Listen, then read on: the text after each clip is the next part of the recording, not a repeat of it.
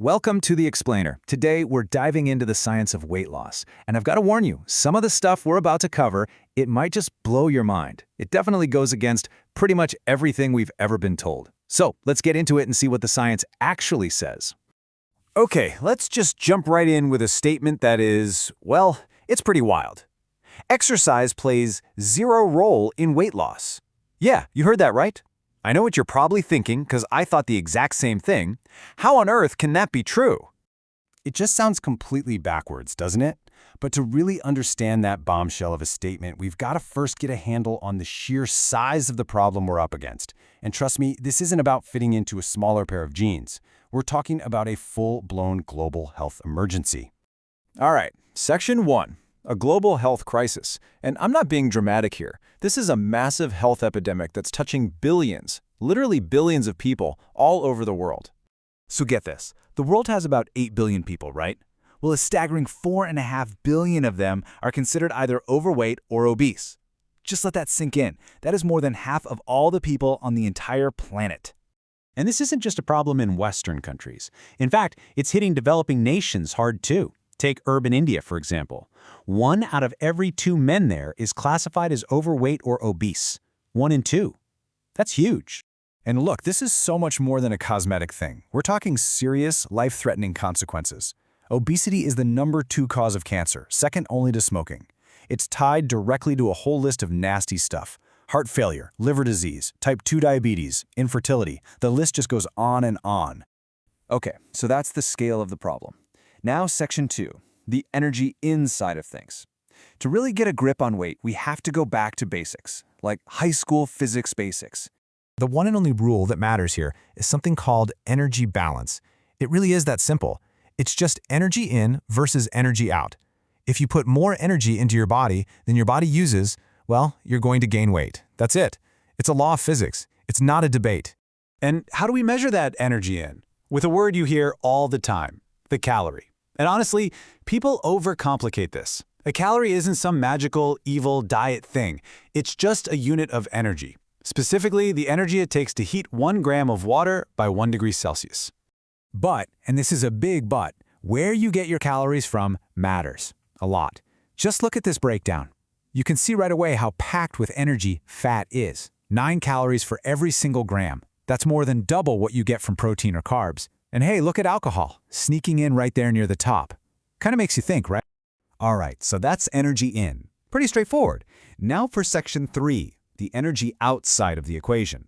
And this is where we get to that big surprise I mentioned at the start.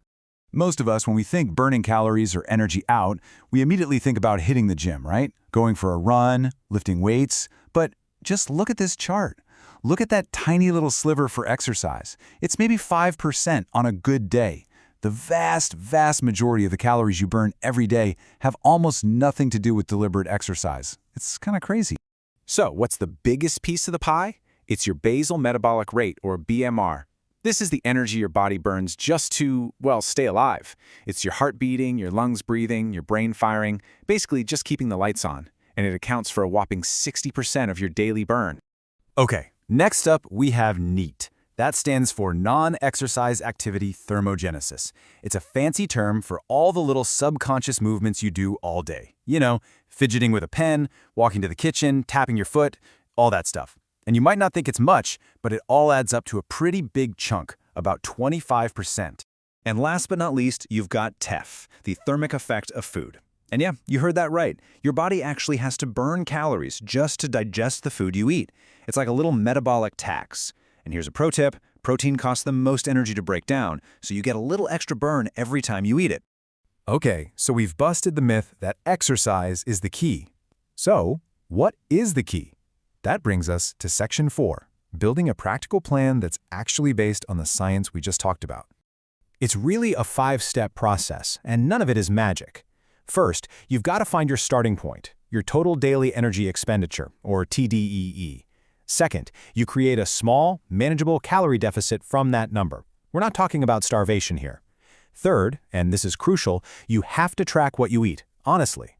Fourth, you make protein and fiber your best friends to help you stay full. And fifth, you absolutely have to get your sleep in order. It's a non-negotiable. So why are we so focused on protein and fiber?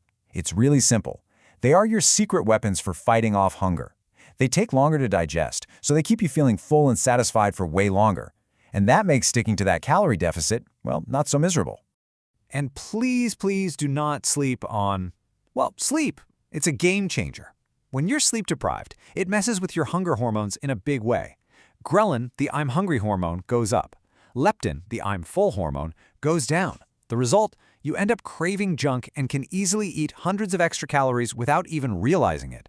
Just one bad night of sleep can totally derail your progress.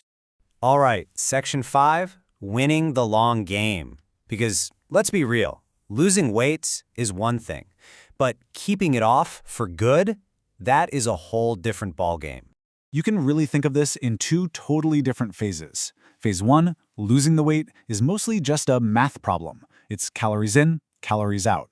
But Phase 2, keeping it off, that's a biological war. You're literally fighting against millions of years of evolution that has hardwired your body to survive famine. And this is exactly why the statistics are so grim.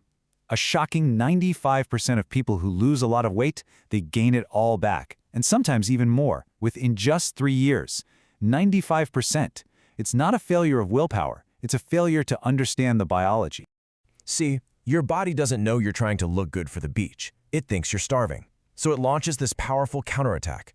First, it defends itself by slowing down your metabolism to save energy. Then, it tries to restore the weight by cranking up your hunger signals, making you feel ravenous. And finally, it gets better at preventing future famines by becoming super efficient at storing any extra calories as fat. Your body is basically fighting you tooth and nail.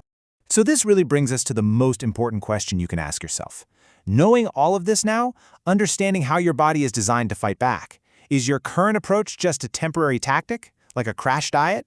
Or are you building a sustainable, lifelong strategy that actually works with your body's biology instead of trying to fight against it?